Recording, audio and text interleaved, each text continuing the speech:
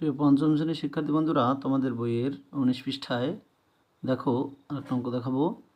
আয়মান বাজার থেকে ক সংখ্যক ডিম কিনল এবং সে দোকানিকে মোট খ টাকা দিল। মানে কয়টা ডিম কিনছে এটা স্পষ্ট দেওয়া নাই, ধরে নিলাম কটি, ধরো কয়ের মান যত ওই কয়টি ডিম কিনছে এবং সে মোট খ টাকা দিল।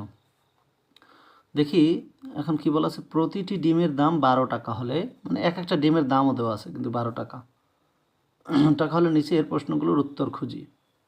প্রথমে বলছে কি ক এবং খ এর সম্পর্ক কি, এটা আমরা লিখতে বলছে ক এবং খ এর সম্পর্ক। ক হয়েছে যে ডিমের সংখ্যা কিন্তু, আর খ বলতে মোট টাকা, কয় টাকা দিচ্ছে দোকানিকে, এটা কিন্তু খ। এখন আমরা একটু দেখি, খাতায় লিখে রাখছি।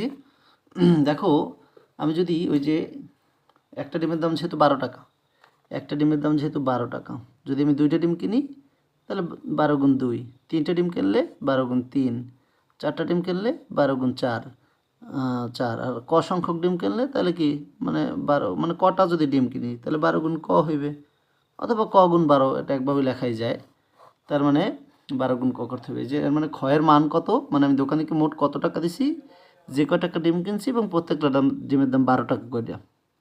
ঠিক আছে, এই যে ক গুণ 12, এর জন্য একটা ডিম হলে 12 টাকা দিতে হবে, যদি দুইটা হয় 12 দুগুণ 24 টাকা দিতে হবে। এখন কয়ের মানটার উপর নির্ভর করে আমি তাকে কত টাকা দিছি।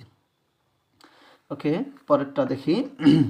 পরে আবার বলা আছে কি ক এর মান 10, 11 এবং 15 হলে খ এর মান কি হবে, মানগুলো কি হবে। ক এর মান 3টা দিয়ে দিয়েছে, যদি আমি ক এর মান 10, 11 অথবা 15, আমি যদি 10টা ডিম কিনি অথবা 11টা ডিম কিনি অথবা 15টা ডিম কিনি, তবে আমার কত টাকা দিতে হইবে। দেখি এখন আমি লিখে রাখছি সময় বাঁচানোর জন্য শুধু। এখন দেখো এই যে এই কয়ের মান, এই ক সমান যদি 10 হয় তাহলে খ মানে মোট কয় টাকা দিতে হবে। যেহেতু আমি এক একটা ডিমের দাম 12 টাকা, আমি যদি 10 টাকা 10টা ডিম কিনি তাহলে 12 10কে 120 টাকা দিতে হইবে, 120। আবার যদি কয়ের মান 11 হয়, অর্থাৎ আমি যদি 11টা ডিম কিনি, এক একটা ডিমের দাম তো 12 টাকা করিয়া, কয়ের মান যদি আমি কয়ের মানটা বসাই দিব, কয়ের মান কত এবার 11 দিলাম, কয়ের জায়গায় 11, 11 গুণ 12, তাই 12 10কে 120, আর যে 12 তাহলে 120 আর 12 130, 132। অথবা তুমি গুণ করে দেখতে পারো, এই যে দেখো 12 গুণ 11, 2 এককে 1 1, এবার দশক দিয়ে গুণ, এই দশকে এই যে এককের 10 দিয়ে গুণ, তাই 10-এর শূন্যটা দিলাম, এখন 1 দিয়ে গুণ শুধু, 2 একে 2 আর 1 একে 1, 2 2 আর 3 1, 132, এই দেখো 132। আবার কয়ের মান 15 হইলে আমি কয়ের জায়গায় 15 বসাইলাম, 15 গুণ 12 সমান কত হয়।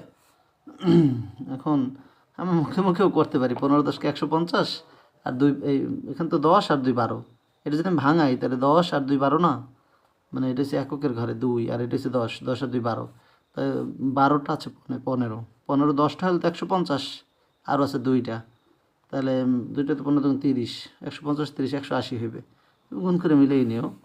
এখন তাহলে দেখো এই যে আমরা কয়ের মান ভিন্ন ভিন্ন মান হইলে এই ক্ষয়ের মান এগুলো হয়। ধন্যবাদ।